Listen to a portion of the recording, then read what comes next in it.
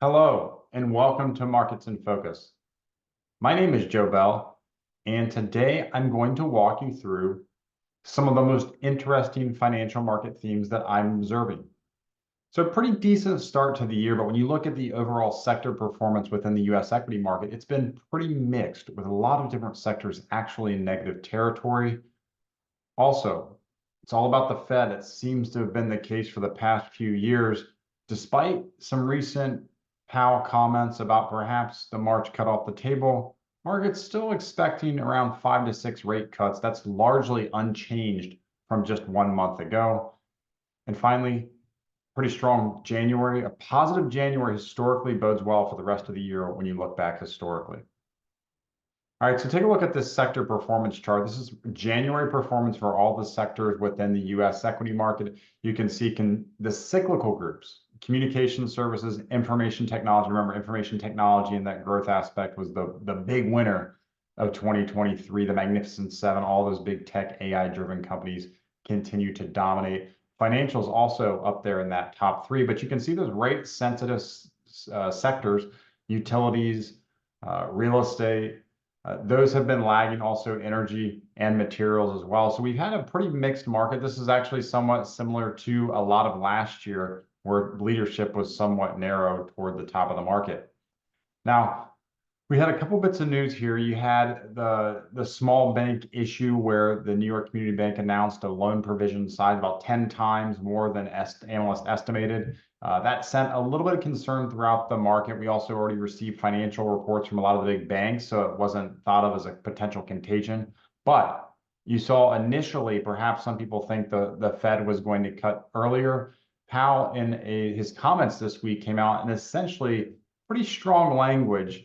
And the market's interpretation was that perhaps that March cut is becoming more and more unlikely. But if you look out over the next year, over this full year into the beginning of 2025, on the chart here, you can see 1 month ago in the green, these are the expectations of the Fed funds rate, right? The interest rate that the Fed controls.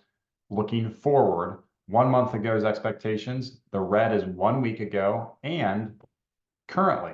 And you can basically see 5 to 6 rate cuts are still priced in. So we've seen it perhaps come up a little bit in terms of expectations here. But if you just look at the curve, still pretty much 5 to 6 rate cuts. So it hasn't dramatically changed the market's expectations, except perhaps that March rate cut could get pushed back to May.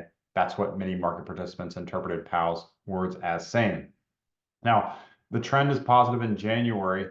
If you look back historically, S&P 500 performance on this chart based on if the January is higher or lower. You can see it's pretty stark difference in terms of the total cumulative gain. When there's a positive January, the full year return is up 16.8%. When you have a negative January, the full year return is actually down 1.8%. But with January in the books, if you kind of look at the stats underneath those numbers, what actually happens from the beginning of February through the rest of the year? Well, when January is positive, you get a 12% gain historically in S&P 500 going back to 1950. 12% gain higher north of 86% of the time. So pretty strong numbers. You compare that to when January is negative, the rest of the year only generating a 2% gain, a little over a 2% gain, only positive about 60% of the time. So you typically see, again, markets generally drift higher over time. At least historically, that has been the case. But a positive January improves performance if you're using history as a measuring stick for the probability of what's likely to happen. So big news, Apple stock has been struggling this year. A lot of the other tech names have been doing very well, NVIDIA, Microsoft, and many others. Apple has not, but they're hoping to change that. The Apple Vision Pro, they're not calling it a virtual reality headset. It's called a mixed reality headset. I haven't been able to see it yet, but you watch the videos, you see the interaction. It seems to be one of the first that's really creating that computer on the face, creating spatial apps where you supposedly can hit things with your fingers. It can react to your eyes. You can put lenses in it, but it's not cheap.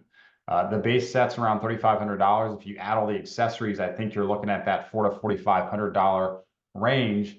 The real unique thing about this, you can look around and see basically the actual reality, but with apps and the computer things floating in the air. So time will tell how this is received, but First big invention, I'd say, for Apple in a few years. They have not been as expansionary in terms of their product lineup for the past few years. So this will be a big launch for them. It will be interesting to see how the market and consumers react and review this over time.